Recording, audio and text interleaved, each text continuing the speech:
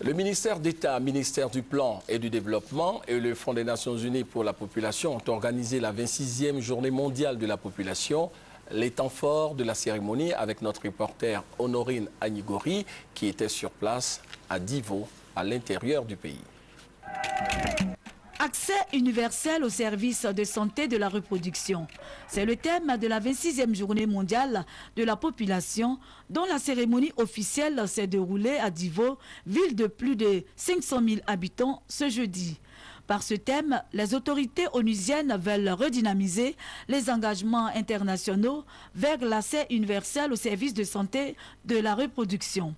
Au niveau national, la commémoration de cette journée a servi à interpeller les décideurs et les communautés sur la nécessité de s'unir pour faire face à la situation préoccupante de la santé de reproduction en Côte d'Ivoire. En Côte d'Ivoire, 16 femmes meurent par jour du fait de complications liées à la grossesse, l'accouchement et les suites de couches, soit 2 femmes toutes les 3 heures.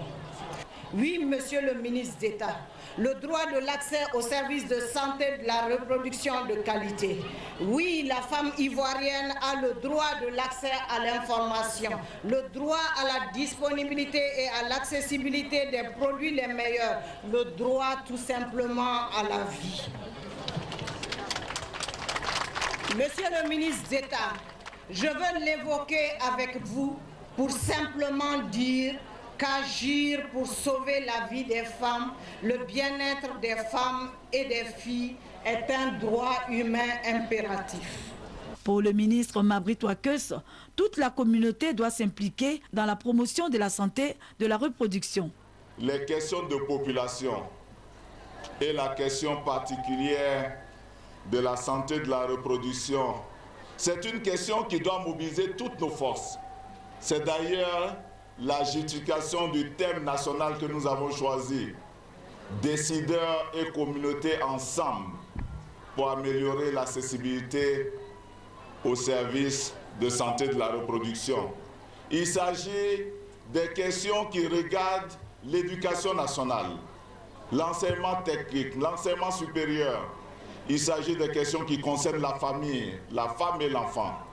Des recommandations bien comprises par les populations qui comptent les mettre en pratique. Des équipements médicaux d'une valeur de 6 500 000 francs et du matériel agricole d'un coût de 12 500 000 francs ont été respectivement remis au CHR de Divo et à 4 groupements de femmes et de jeunes par l'UNFPA.